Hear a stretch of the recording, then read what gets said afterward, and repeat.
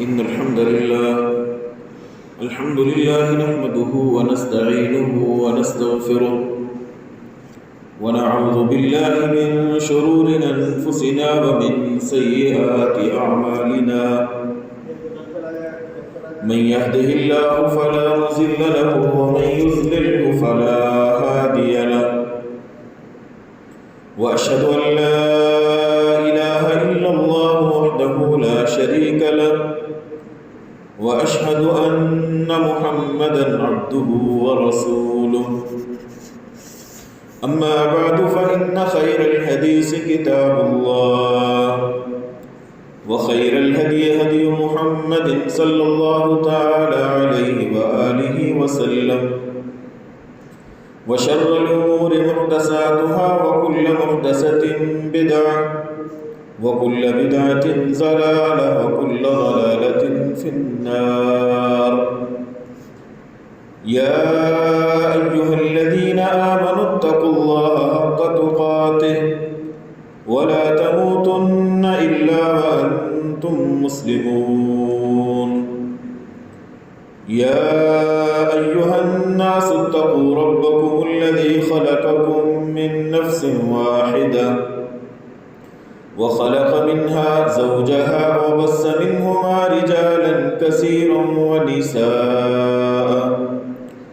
واتقوا الله الذي تساءلون به والأرحام إن الله كان عليكم رقيبا يا أيها الذين آمنوا اتقوا الله وقولوا قولا سديدا يصلح لكم أعمالكم ويغفر لكم ذنوبكم ومن يطع الله ورسوله فقد فاز فوزا عظيما أما بعد فأعوذ بالله السميع العليم من الشيطان الرجيم بسم الله الرحمن الرحيم ألف لام را كتاب أنزلناه إليك لتخرج الناس من الظلمات إلى النور بإذن ربهم إلى صراط العزيز الحميد الله الذي له ما في السماوات وما في الأرض وويل للكافرين من عذاب شديد الذين يستحبون الحياة الدنيا على الآخرة ويصدون عن سبيل الله ويبغونها عوجا أولئك في ضلال بعيد وقال النبي صلى الله تعالى عليه وسلم أعطيت خمسا لم يعطهن أحد قبلي نصرت بالرعب مسيرة شهر وجعلت لي الأرض مسجدا وطهورا فأيما رجل من أمتي أدركته الصلاة فليصلي وأحلت لي المغانم ولم تحل لأحد قبلي وأعطيت الشفاعة وكان النبي يبعث إلى قومه خاصة وبعثت إلى الناس عامة وقال النبي صلى الله تعالى عليه وسلم لا يسمع بي أحد من هذه الأمة يهودي ولا نصراني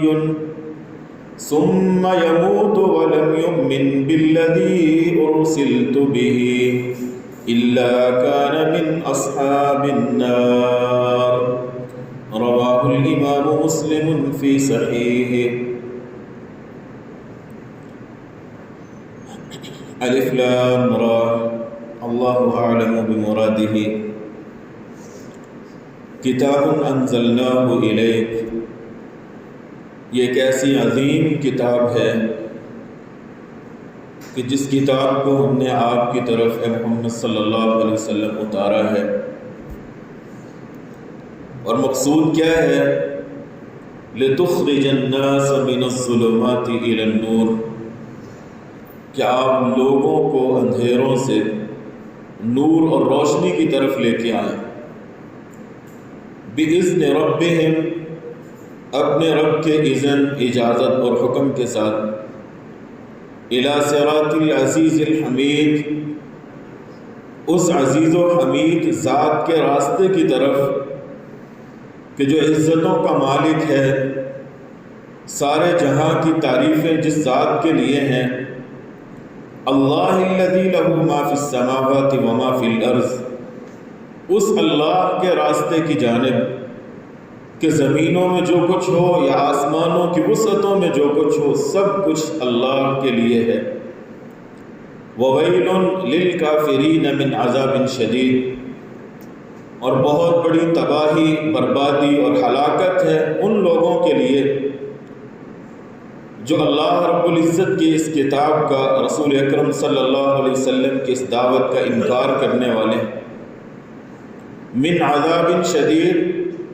وہ تباہی اور بربادی بڑے سخت عذاب کی شکل میں ہے۔ وہ کافر لوگ اور وہ منکر لوگ، الذین یستحبون الحیات الدنیا علی الآخرہ، کہ جو لوگ دنیا کی زندگی سے ہی محبت کرنا شروع کر دیتے ہیں، اسی سے ہی وابستہ ہو جاتے ہیں، اسی دنیا کو ہی آخرت کی زندگی کے اوپر ترجیح دینا شروع کر دیتے ہیں، وَيَصُدُّونَ عَن سَبِيلِ اللَّهِ، اور پھر لوگوں کو بھی اللہ کے راستے سے روکتے ہیں، وَيَبْغُونَهَا عِوَجًا، اور اللہ کے اس راستے کے اندر وہ کجی، ٹیڑھ پن، شکوک و شبہات تلاش کرنا شروع کر دیتے ہیں۔ اولئک فی ضلال بعید، یہی لوگ بہت دور کی گمراہی میں جانے والے۔ صحیح مسلم کی روایت ہے، رسول اکرم صلی اللہ علیہ وسلم نے فرمایا، لا يسمع بی احد من هذه الامہ، اس امت کا کوئی بھی فرد، یہ بات سمجھنے والی ہے کہ امت سے مراد کیا ہے۔ امت دو طرح کی ہے۔ جو ہی آپ صلی اللہ علیہ وسلم کی بعثت ہوئی، آپ کو رسالت ملی، آپ کو نبی اور رسول بنا کے اس دنیا میں بھیج دیا گیا، اس لمحے سے لے کر قیامت تک آنے والی ساری انسانیت میرے نبی صلی اللہ علیہ وسلم کی امت ہے، اور اس امت کو کہا جاتا ہے امت دعوت۔ اس میں کوئی یہودی ہے، کوئی عیسائی ہے، کوئی مجوسی ہے، کوئی مشرک ہے، کوئی بدھ مت ہے، کہ یہ سارے کے سارے لوگ میرے نبی کی امت دعوت ہیں، کہ اللہ رب العزت نے آپ صلی اللہ علیہ وسلم کو مشرکین کی جانب، یہود کی جانب، عیسائیوں کی جانب، بدھ مت مذہب اختیار کرنے والوں کی جانب، الغرض جو مذہب، جو مسلک، جو دین یا جو لا دینی اختیار کرنے والے لوگ ہیں، تمام کی طرف رسول اکرم صلی اللہ علیہ وسلم اللہ کا نبی بن کے آئے۔ اس اعتبار سے آپ صلی اللہ علیہ وسلم نے فرمایا، لا يسمع بی احد من هذه الامہ، اس امت یعنی امت دعوت میں سے جو بندہ بھی میرا تذکرہ سن لے، میری نبوت کی خبر مل جائے، میری رسالت کا پیغام اس تک پہنچ جائے، قرآن کریم کی تعلیمات اس تک پہنچ جائیں، فرمایا یہودی ولا نصرانی، وہ کوئی یہودی ہو، وہ کوئی عیسائی ہو، یا کسی اور مذہب سے تعلق رکھنے والا ہو، ثم یموت، پھر آپ فرماتے ہیں وہ بندہ فوت ہو جائے، وَلَمْ يُؤْمِنْ بِالَّذِي أُرْسِلْتُ بِهِ، اور پھر جس پیغام کے ساتھ مجھے بھیجا گیا تھا اس پیغام کو قبول نہیں کیا اس بندے نے، اس کے اوپر ایمان نہیں لایا، بلا ایمان اس دنیا سے رخصت ہو جاتا ہے، مجھے تسلیم کیے بنا اس دنیا سے اگلے جہاں چلا جاتا ہے، فرمایا الا کان من اصحاب النار، مگر وہ انسان جہنمیوں میں سے۔ ذکر کرنے کا مقصد یہ ہے کہ نبی پاک صلی اللہ علیہ وسلم کی رسالت آپ کی نبوت عام ہے ہر انسان کی جانب، ہر جن کی جانب، ہر بشر کی جانب، اور ہر انسان میں کوئی جوان ہے، کوئی بوڑھا ہے، کوئی بچہ ہے، جو جس مرتبے پہ ہے، جس عمر کے حصے میں ہے، رسول اکرم صلی اللہ علیہ وسلم اس کی جانب رسول بنا کے بھیجے۔ آپ صلی اللہ علیہ وسلم فرماتے ہیں مجھے اللہ رب العزت نے 5 ایسی خوبیاں عطا کی ہیں کہ مجھ سے پہلے کسی نبی کو وہ 5 خوبیاں عطا نہیں۔ آپ صلی اللہ علیہ وسلم فرماتے ہیں نصرت بالرعب مسیرۃ شہر، میں اپنا لشکر لے کے نکلتا ہوں، ابھی 1 مہینے کی مسافت ہوتی ہے،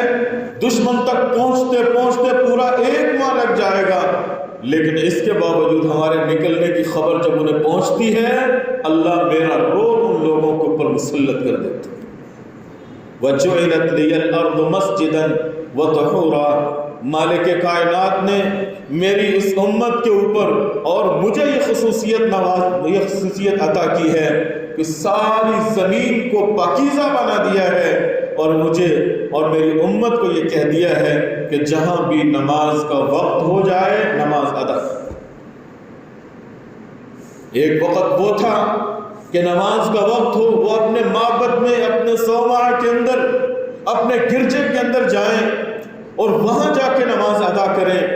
لیکن میری امت کو اللہ رب العزت نے اتنی سہولت دے دی ہے کہ وہ جہاں ہوں، مسجد پاس نہیں، قریب نہیں، اسی جگہ پہ کھڑے ہو کے نماز ادا کر لیں۔ وضو کے لیے پانی نہیں ہے، مٹی کو پاک قرار دے دیا ہے، اسی سے تیمم کر لیں اور وہ وضو کا قائم مقام ہو جائے گا اور اپنی عبادت ادا کریں۔ فرمایا فَأَيُّمَا رَجُلٌ مِّنْ أُمَّتِي أَدْرَكَتْهُ الصَّلَاةُ فَلْيُصَلِّ، جہاں نماز کا وقت ہو جائے انسان نماز چھوڑے نہیں، ہیلا بہانہ حجت نہیں، وہی نماز ادا کر لے۔ فرمایا وَأُحِلَّتْ لِيَ الْمَغَانِمُ، مالک نے میرے لیے مال غنیمت کو حلال کر دیا۔ مجھ سے پہلی امتیں وہ بھی جہاد کرتی تھیں، پہلے نبی بھی جہاد کا حکم لے کے آئے تھے، مال غنیمت ملتا تھا، دشمن جو ترکہ چھوڑ کے جاتا تھا وہ اسباب مال جمع کر کے ایک جگہ پہ اکٹھا کر کے رکھ دیا جاتا تھا، آسمان سے آگ آتی تھی، اس مال غنیمت کو بھسم کر کے رکھ دیتی تھی، لیکن مالک نے ہمیں حکم دے دیا کہ تم اس مال کو تقسیم کر لو، استعمال کرو۔ وَلَمْ تَحِلَّ لِأَحَدٍ قَبْلِي، آپ فرماتے ہیں یہ اعزاز بھی مجھ سے پہلے کسی نبی کو حاصل نہیں کہ مال غنیمت اس کو اپنی امت میں تقسیم کر دو، کسی نبی کو حکم نہیں۔ پھر فرمایا وَأُعْطِيتُ الشَّفَاعَةَ، اللہ رب العزت نے مجھے شفاعت جیسا عظیم مرتبہ بھی دیا۔ ایک دن آئے گا آدم علیہ السلام سے لے کے عیسیٰ علیہ السلام تک لوگ حضرت آدم سے آغاز کر کے عیسیٰ علیہ السلام تک پہنچ جائیں گے کہ مالک سے کہو، اللہ سے کہو، وہ حساب و کتاب کا کم از کم آغاز تو کر دے، جو جس کا انجام ہونا ہے وہ اپنے انجام تک تو پہنچ جائے۔ اس محشر کے المناک دور سے تو ہم آگے نکل جائیں۔ رسول اکرم صلی اللہ علیہ وسلم فرماتے ہیں اس دن اللہ مجھے یہ اعزاز بخشے گا، مجھے حکم ملے گا، میں مقام محمود پہ پہنچ کے اللہ کے سامنے سجدہ ریز ہو جاؤں گا اور اللہ رب العزت کے سامنے مناجات کرنا شروع کروں۔ اس وقت اللہ کہے گا سل توتا، اے محمد صلی اللہ علیہ وسلم ارفع رأسک، اپنا سر اٹھاؤ اور مانگو جو مانگنا چاہتے ہو،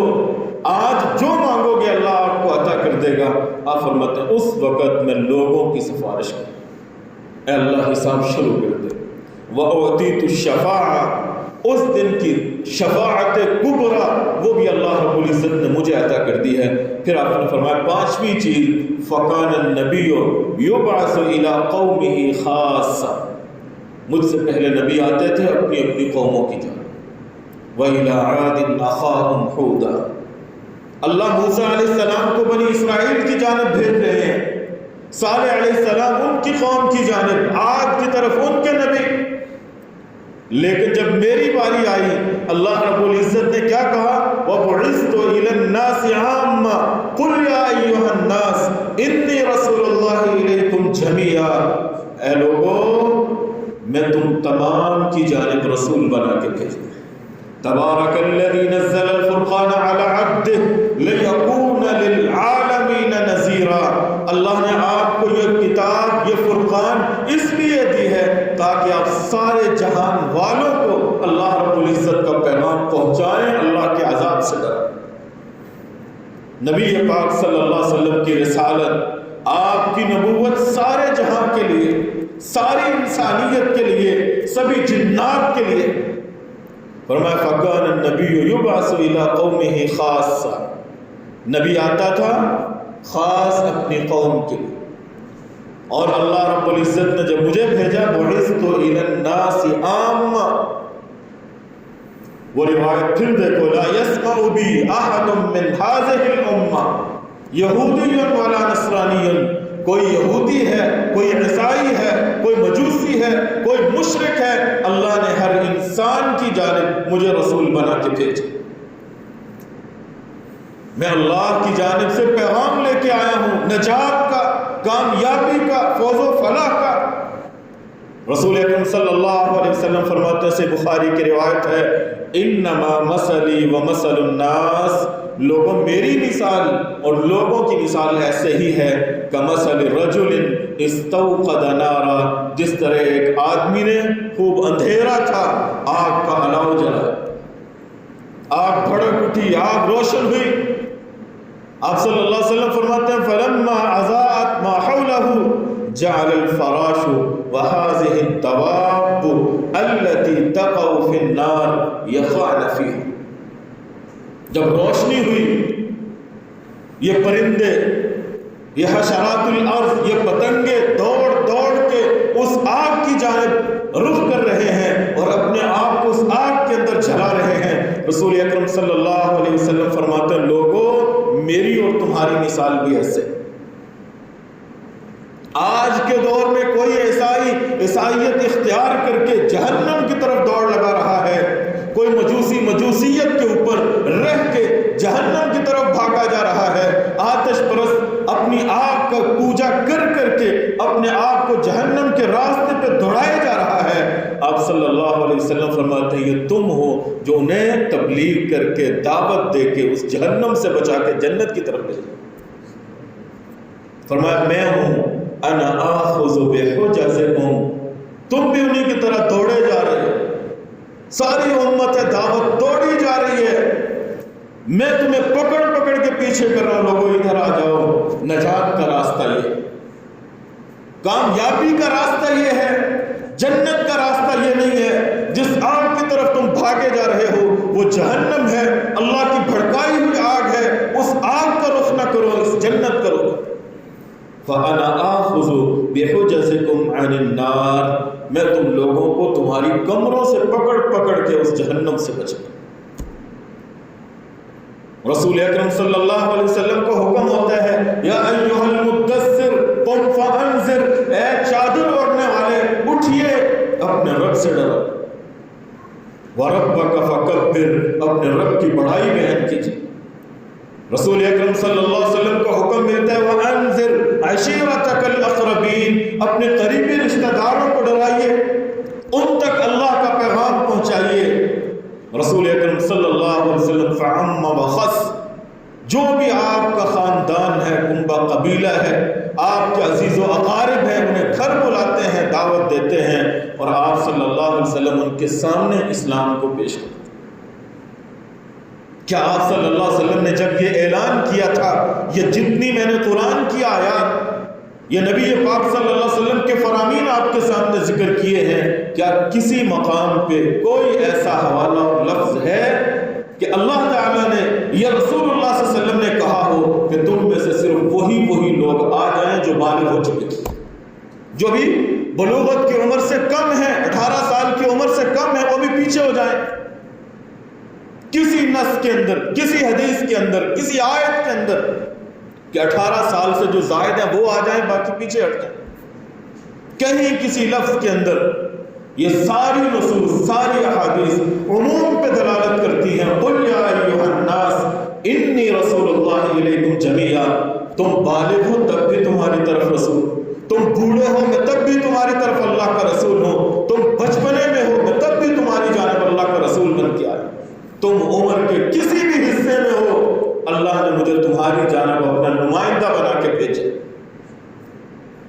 تمہارا حق بنتا ہے کہ میری اس دعوت کو قبول کرو اور ان اندھیروں سے نکل کے اللہ کے نور اور روشنی کی طرف آ جاؤ، جہنم سے بچ کے جنت کی طرف چلے آؤ۔ وَأَنذِرْ عَشِيرَتَكَ الْأَقْرَبِينَ، آپ سب جانتے ہیں کہ سارا خاندان جمع تھا، آپ نے اسلام کو پیش کیا تھا، تو ان اسلام قبول کرنے والوں میں ایک نام سیدنا علی رضی اللہ تعالیٰ۔ کہ علی رضی اللہ تعالیٰ عنہ جب 9 سال کی عمر میں آپ صلی اللہ علیہ وسلم کی حمایت و نصرت کا اعلان کرتے ہیں، دین اسلام میں داخل ہونے کا اعلان کرتے ہیں، تو کیا آپ صلی اللہ علیہ وسلم نے انہیں منع کر دیا تھا؟ کیا کہیں ابو طالب نے کہا ہو، اہل مکہ نے کہا ہو کہ نہیں، جب تک علی 18 سال کا نہیں ہو جاتا تب تک وہ اسلام میں داخل نہیں ہو سکتا؟ آپ کی دعوت بھی عام تھی اور کسی کے اندر یہ ہمت اور جرت بھی نہیں ہوئی تھی کہ کوئی کہہ سکے کہ اس بچے کو دائرہ اسلام کے اندر کیوں داخل کر رہے۔ تو آپ صلی اللہ علیہ وسلم ہر انسان کی طرف اللہ کا نبی اور رسول بن کے آئے، اور آپ صلی اللہ علیہ وسلم کی دعوت بھی عام تھی۔ آپ کے مدعوین یعنی جن کو آپ نے دعوت دی تھی، ساری عمر کے لوگ، سارے طبقات کے لوگ اس کے اندر موجود تھے، اور آپ صلی اللہ علیہ وسلم کی زندگی کا مقصد یہی تھا، وَمَنْ أَحْسَنُ قَوْلًا مِمَّنْ دَعَا إِلَى اللَّهِ وَعَمِلَ صَالِحًا وَقَالَ إِنَّنِي مِنَ الْمُسْلِمِينَ۔ اور اس انسان سے بڑھ کے بہترین انسان کون ہو سکتا ہے کہ اللہ کی جانب دعوت؟ قُلْ هَٰذِهِ سَبِيلِي أَدْعُو إِلَى اللَّهِ عَلَىٰ بَصِيرَةٍ أَنَا وَمَنِ اتَّبَعَنِي۔ لوگوں، یہی میرا راستہ ہے، یہی میرا راستہ ہے کہ میں لوگوں کو اندھیروں سے نکال کے روشنی کی طرف لے کے آؤں، باطل سے نکال کے حق کی طرف لے کے آؤں، لوگوں کو کئی معبودوں سے ہٹا کے ایک مالک واحد کی طرف لے آؤں۔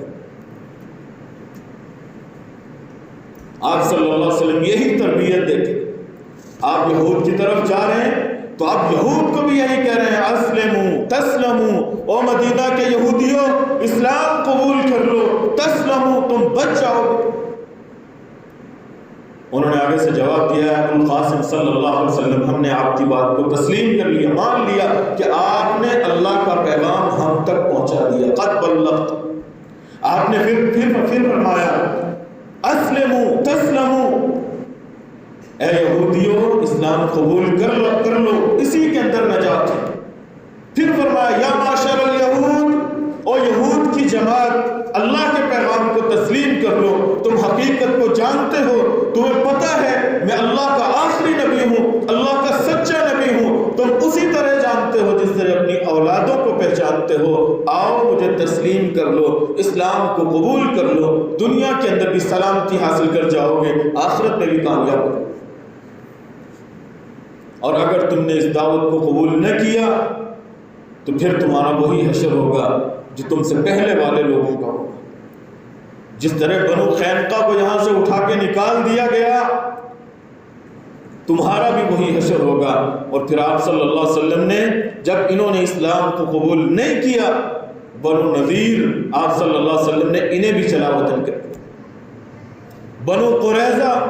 غداری و بدعہدی کی وجہ سے کتنے لوگ ان لوگوں کے قتل ہوئے جب ان لوگوں نے اسلام کو قبول نہیں کیا، غداری کی۔ اور آپ صلی اللہ علیہ وسلم کی زندگی کا تو مشن ہی یہی تھا کہ لوگوں تک اللہ کا پیغام پہنچایا جائے۔ آپ صلی اللہ علیہ وسلم اپنی زندگی کے آخری مرحلے میں حجۃ الوداع کے موقع پہ بھی لوگوں سے یہی گواہی لے رہے تھے، الا هل بلغت، کیا میں نے اللہ کا پیغام تم تک پہنچا دیا؟ الا هل بلغت، کیا واقعی میں نے اللہ کا پیغام تم تک پہنچا دیا؟ لوگوں نے کہا ہاں اللہ کے رسول، آپ نے اللہ کا پیغام ہم تک پہنچا دیا۔ صحابہ کرام رضوان اللہ علیہ مجمعین شرق و غرب میں پھیل گئے، تو وہ مال و متاع کی خاطر نہیں گئے،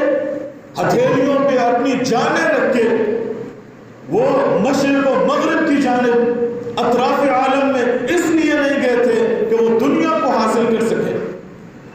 ان کے سامنے دنیا تو اس مٹی سے بھی حقیر تھی، اس کی کوئی حیثیت نہیں تھی ان لوگوں کے ہاں۔ مقصد کیا تھا؟ جب ربعی رضی اللہ تعالی عنہ کو رستم کے دربار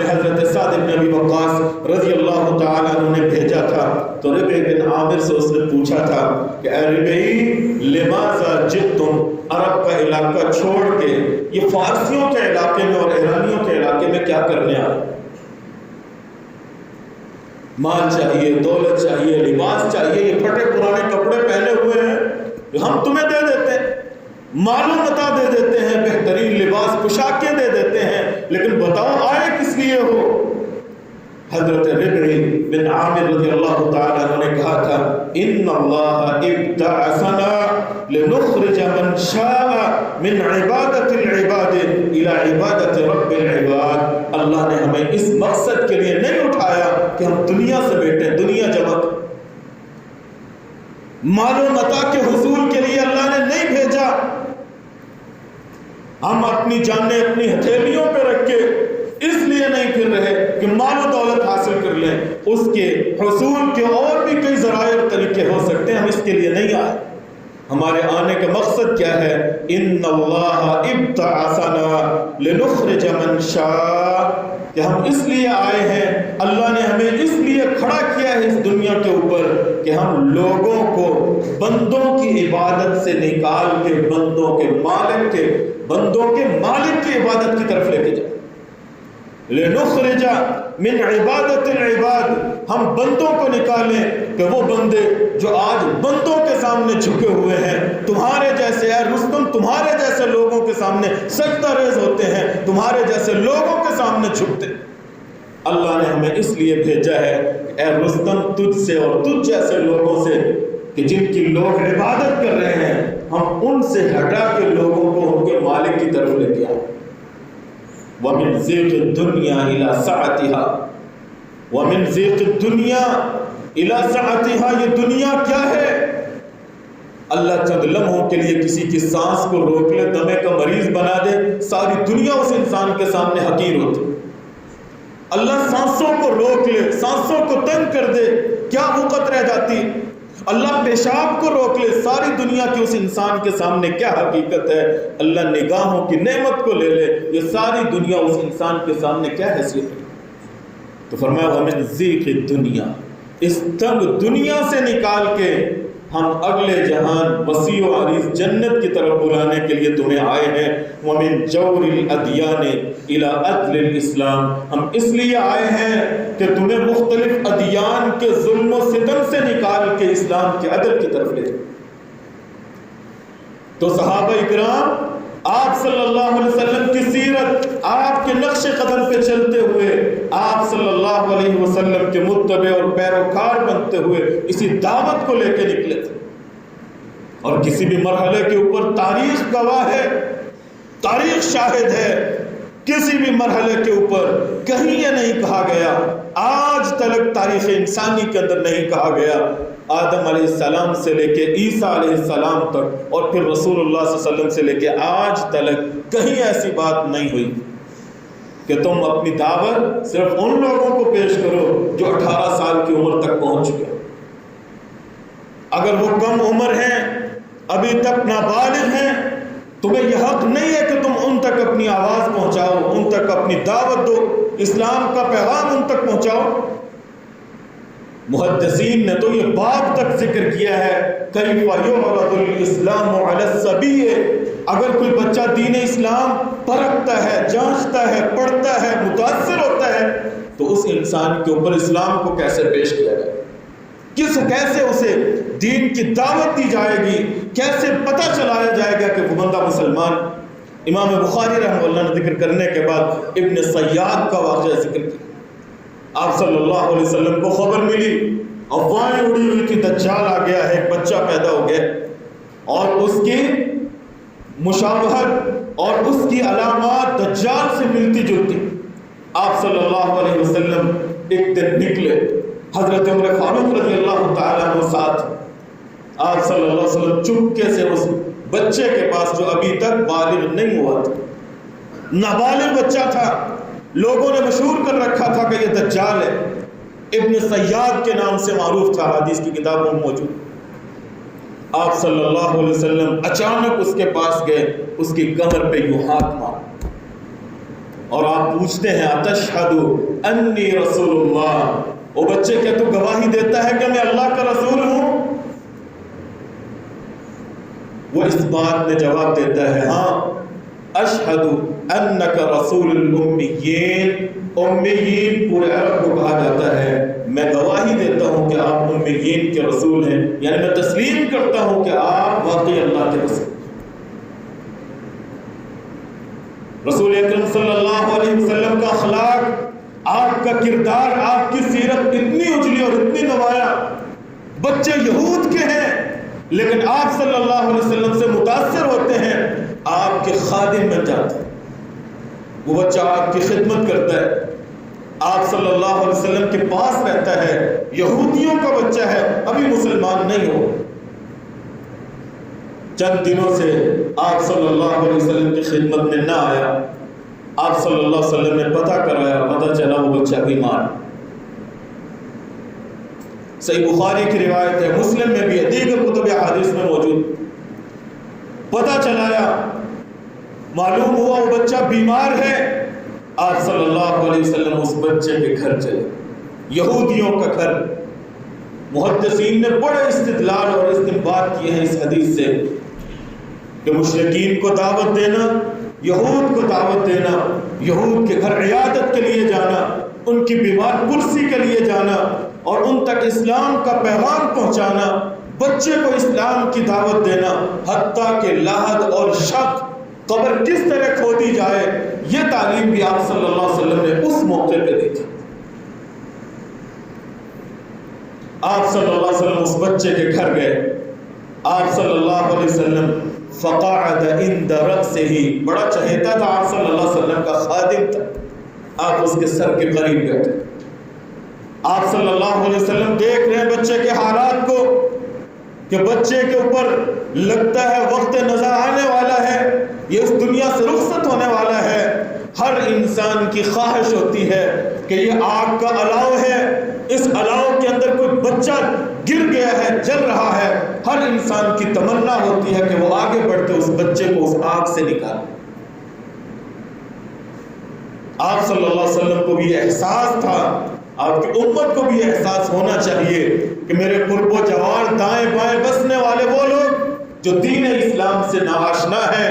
ایسے ہی ہیں جیسے وہ جہنم کی طرف اور آگ کے الاؤ کی طرف دوڑ رہے ہیں۔ میری اور آپ کی ذمہ داری ہے کہ جس طرح ہم محسوس ہوتی ہوئی آگ کے اندر کسی کو گرتا ہوا نہیں دیکھ سکتے، اس غیر محسوس آگ کی طرف بڑھنے والے لوگوں کو بھی ہٹائیں، احسن انداز سے پیچھے کریں، اللہ کا پیغام ان تک پہنچائیں۔ آپ صلی اللہ علیہ وسلم اس کے سرانے بیٹھ گئے، آپ صلی اللہ علیہ وسلم اس بچے کو کہتے ہیں اے اللہ کے بندے، اے بچے اسلم، اسلام قبول کر لے، ابھی بالغ نہیں ہے، 18 سال کی عمر کا نہیں ہے، وہ سندھ حکومت کا باشندہ نہیں ہے کہ جس کو نبی پاک صلی اللہ علیہ وسلم جس کی حکومت میں رہنے والے بچے کو بالفرض کہتے ہیں اسلم، تو حکومت کی جانب سے آرڈر ہو لا تسلم، تو ابھی تک مسلمان نہیں ہو سکتا، اکفر، تو ابھی تک کفر کر، ابھی تک ہندو رہے، جب تک تو 18 سال کا نہیں ہو جاتا۔ وفاق بھی تیاریاں کر رہا ہے کہ کب وہ لمحہ آئے، یہ بل اسمبلیوں سے پیش ہو، اور 18 سال تک اگر کوئی بچہ اسلام قبول کرتا ہے تو وہ جرم قرار ہوا۔ یہ اسلامی ریاست ہے، اسلام کے نام پہ معرض وجود میں آنے والی ریاست ہے، اور اس ریاست کے ایک حصے کے اندر یہ قانون بن چکا ہے اور پورے ملک کے اندر تیاریاں ہیں اس قانون کے لاگو ہونے کی اور نافذ ہونے کی کہ 18 سال تک اگر کوئی بچہ اسلام قبول کرتا ہے تو ایسے ہی سمجھا جائے گا جیسے اس نے اسلام کو قبول نہیں کیا۔ ایک طرح کا وہ بچہ مجرم ہے، اس کو دعوت دینے والا مجرم ہے، اس کو اسلام کی طرف لانے والا مجرم ہے، اس تک کس نے اسلام پہنچایا، کس نے دعوت دی اس کو، کیوں اس نے اسلام کو 18 سال سے پہلے قبول کر لیا، لیکن 18 سال کے بعد بھی اسلام کو قبول کرنا سندھ حکومت کے اندر آسان نہیں رہا۔ 18 سال سے بعد میں جا کے بھی اگر کوئی اسلام قبول کرنا چاہتا ہے اس کے لیے بھی حکم ہے وہ سیشن جج کے پاس جائے، جا کے درخواست دے میں اسلام قبول کرنا چاہتا ہوں، اور پھر عدالت 7 دن کے اندر طلب کرے گی کمیٹی کو اور وہ اس کا جائزہ لیں گے کہیں اس کے اوپر جبر تو نہیں ہوا. اسلام قبول کرنے کے اوپر کہیں اس کے اوپر جبر تو نہیں ہوا. اگر جبر نہیں ہوا، وہ اپنی رضامندی سے اسلام کو قبول کر رہا ہے، پھر بھی اس کو اجازت نہیں ہوگی اسلام قبول کرنے کی جب تک 3 مہینے نہیں گزر جائیں گے. اور وہ 3 مہینے اپنے گھر میں نہیں رہے گا. وہ جج جو کمیٹی متعین کرے گا، اس کمیٹی کے ماتحت اسے ہندو مت پڑھایا جائے گا، یہودیت کی تعلیم دی جائے گی، سکھ مت کی تعلیم دی جائے گی، اسے عیسائیت کا تعارف کرایا جائے گا اور اسے کہا جائے گا دیکھو یہ مذہب بھی ہے، تم نے اسلام کو کیوں قبول کیا، اسلام تیری چوائس کیوں ہے، تو اسلام کی طرف کیوں آتا ہے، یہ مذاہب بھی ہیں ان کو بھی دیکھ. اسلام اس نے خود مطالعہ کر کے اسلام سے متاثر ہو کے اسلام کو قبول کرنا چاہا، اس کے سامنے رکاوٹیں ہیں. نہیں، ان کو بھی پڑھو. اگر دین اسلام نے کہا لا اکراہ فی الدین کہ دین اسلام کو قبول کرنے کے اندر جبر نہیں ہے، تو اس کا مطلب یہ تو نہیں ہے کہ اکراہ کفر کے اندر جائز ہے، کہ انسان کو کفر کے اوپر مجبور کیا جا سکتا ہے کہ وہ 18 سال تک کافر رہے، اس کے بعد میں جا کے جو کچھ ہونا چاہتا ہے وہ ہو جائے، اور وہ بھی عدالت کی مرضی سے، عدالت کے پرکھنے کے بعد کہ واقعی اگر وہ بندہ اسلام قبول کرنا چاہتا ہے اپنی رضا و رغبت سے، تب اجازت. تو حضرات، میں ذکر کر رہا تھا آپ صلی اللہ علیہ وسلم نے اس بچے کو کہا اسلم. کیا آپ صلی اللہ علیہ وسلم کو پتہ نہیں تھا کہ یہ بچہ ہے، ابھی بالغ نہیں ہوا، ابھی اس کے اسلام قبول کرنے کی عمر نہیں؟ امام ذیلی رحمہ اللہ نے نصب الرایہ کے اندر ذکر کیا ہے کہ اگر کوئی بچہ 7 سال کا ہے، ممیز ہے، تمیز کرنے والا ہے، اگر وہ اسلام کو قبول کر لیتا ہے یا صرف وہ اسلام ہو، اس کا اسلام قبول کرنا درست ہے. یہ پریشانی تو علماء کو ہونی چاہیے آگے کہ ایک بچہ وہ اسلام قبول کر لیتا ہے، اسلام قبول کر لینے کے بعد اب اگر دوبارہ پھر وہ کفر کی حالت میں چلا جاتا ہے تو کیا اس کے اوپر مرتد کے احکام لاگو ہوتے ہیں یا نہیں؟ اس کا جواب بھی اہل علم نے دیا. امام ذیلی رحمہ اللہ لکھتے ہیں اگر بچہ اسلام قبول کر لیتا ہے اور پھر کوئی گمراہ کرنے والا اسے گمراہ کر دیتا ہے یا وہ خود اپنی لائن سے ہٹ کے دوبارہ کفر اختیار کر لیتا ہے، وہ مرتد کے حکم میں ہوگا، لیکن اس کے اوپر سزا اس وقت تک لاگو نہیں ہوگی جب تک وہ بالغ نہیں ہو جاتا. جب وہ بالغ ہوگا پھر اس تک اسلام کا پیغام پہنچایا جائے گا، قبول کر لے فبہا وَإِلَّا فَقُتِلَ، ورنہ مرتد کی سزا اسے دی جائے گی. لا اکراہ فی الدین. اور اسی کے ساتھ امام ذیلی رحمہ اللہ نے یہ بات بھی لکھی ہے کہ ٹھیک ہے لا اکراہ فی الدین قرآن کا حکم ہے، لیکن اسی قرآن کے شارع نبی پاک صلی اللہ علیہ وسلم نے ایک حالت کے اندر تو جبرن اسلام قبول کرانے کا بھی حکم دیا. ایک موقع زندگی میں ایسا بھی آ سکتا ہے. اور پھر آگے انہوں نے دلیل ذکر کی ہے کہ کوئی آدمی مسلمان ہو جاتا ہے، کوئی خاتون مسلمان ہو جاتی ہے، میاں بیوی میں سے کوئی ایک مسلمان ہو جاتا ہے، اب اس کی اولاد ہے، اس ماں کو چاہیے اپنی اولاد کو اسلام کی تعلیم دے، اس باپ کو چاہیے کہ وہ جبراً اپنی اولاد کو اسلام کی طرف لے کے آئے. دلیل کیا ہے؟ رسول اکرم صلی اللہ علیہ وسلم نے فرمایا تھا مروا صبیانکم، اپنے بچوں کو حکم دو، وہم ابناء سبع، کہ جب وہ لوگ 7 سال کی عمر کو پہنچ جائیں کہ وہ نماز ادا کرنا شروع کریں. جائے کہ ہم اسلام کے سامنے، دین کے سامنے قدغنیں کھڑی کریں. الذین آمنوا ان مکناہم فی الارض اقاموا الصلاۃ وآتوا الزکاۃ وامروا بالمعروف ونہوا عن المنکر. حضرات، حکومتوں کی ذمہ داری تو یہ تھی کہ وہ امر بالمعروف، اچھائی کا حکم دیتے، برائی سے منع کرتے. اچھائیوں میں سے سب سے بڑی اچھائی عقیدہ توحید ہے، اللہ رب العزت کی دعوت ہے. یہ دعوت پہنچانا تو حکومت کی ذمہ داری تھی، یہ تو ہم جیسے لوگ فرض کفایہ ادا کر رہے ہیں. اصل فریضہ ان کا ہے، فرض عین ہے ان پہ. میں کہا کرتا ہوں روزی روٹی فقط ان کی ذمہ داری نہیں ہے، اولین ذمہ داری اسلام کی تعلیم سے روشناس کرانا، اللہ کے دین کا پیغام امت تک پہنچانا، یہ حکومت وقت کی ذمہ داری ہوتی ہے. آپ صلی اللہ علیہ وسلم نے اس بچے کو کہا اسلم. باپ دیکھ رہا تھا بچہ وقت آخر ہے, اس دنیا سے رخصت ہونے والا ہے, اور وہ جانتا تھا نبی پاک صلی اللہ علیہ وسلم کی حقیقت کو کہ واقعی آپ اللہ کے نبی ہیں, آخری نبی. اس نے کہا اطیع ابا القاسم, اے بیٹے نبی پاک صلی اللہ علیہ وسلم کی بات تسلیم کر لے, اسلام قبول کر. اس نے اسلام قبول کیا اور اسلام قبول کرنے کے ساتھ ہی اس دنیا سے رخصت ہو گیا. حدیث کے اندر آتا ہے آپ صلی اللہ علیہ وسلم وہاں سے اٹھے, اس کے گھر سے باہر نکلے, آپ کی زبان پہ یہ الفاظ تھے الحمدللہ الذی انقذہ بی من النار. تمام تعریفیں اس اللہ کے لیے کہ آج میں اس یہودی کے گھر پہنچا, اس کے بچے کو دعوت دی, اللہ نے میرے پیغام کو اس کے دل تک پہنچا دیا, اس نے اسلام کو قبول کیا اور وہ جہنم سے آزادی پا گیا. حضرات, جن بچوں کے سامنے یہ قانون رکاوٹ بنے گا اسلام کے قبول کرنے سے, اور وہ بچے اگر بلوغت سے پہلے کی عمر میں فوت ہو گئے, ان کا کفر کن کے ذمہ ہوگا؟ سوچنے کی بات ہے, سوچنے کی بات ہے. آج ہم مسلمان بھی ہیں اور ایسے قانون بھی بنا رہے ہیں جو اسلام کے لیے رکاوٹ بنے, ان کا کفر کس کے سر ہوگا؟ سوچنے کی بات ہے. تنہائی کے اندر غور کرنا, دیکھنا, سوچنا اور پرکھنا کہ ہم کیا کر رہے ہیں اور کن لوگوں کی خواہشات کے پیچھے چل نکلے ہیں, وہ لوگ جو کبھی بھی مسلمانوں کے ساتھ وفا نہیں کرنے والے. تصویریں ہمارے سامنے, یہی کفار نہیں تھے صومالیہ کے مسلمانوں کے ساتھ کیا کیا؟ جاتے ہوئے وہ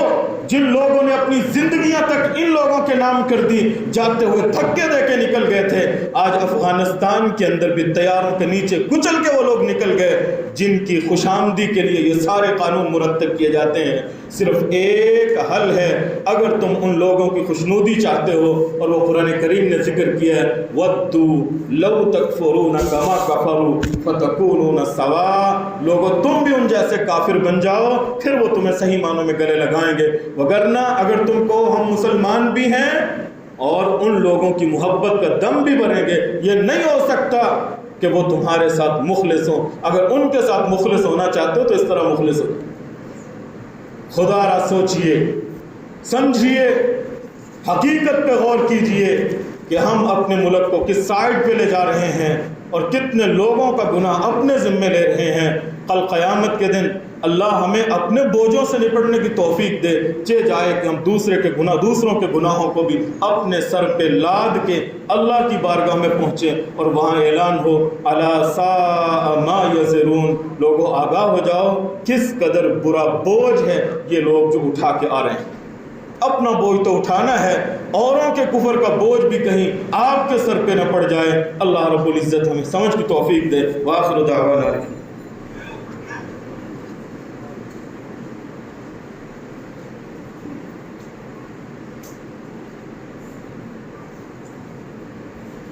إن الحمد لله نحمده ونستعينه ونستغفره ونعوذ بالله من شرور أنفسنا ومن سيئات أعمالنا, من يهده الله فلا مضل له ومن يضلل فلا هادي له, وأشهد أن لا إله إلا الله وحده لا شريك له, وأشهد أن محمدا عبده ورسوله. أما بعد فإن خير الحديث كتاب الله, وخير الهدي هدي محمد صلى الله تعالى عليه وسلم, وشر الأمور محدثاتها وكل محدثة بدعة وكل بدعة ضلالة وكل ضلالة في النار. اللهم انصر الإسلام والمسلمين, اللهم أعز الإسلام والمسلمين, اللهم اشف مرضانا ومرضى المسلمين, اللهم اقض حاجاتنا وحاجات المسلمين. سبحان ربك رب العزة عما يصفون, وسلام على المرسلين, والحمد لله رب العالمين.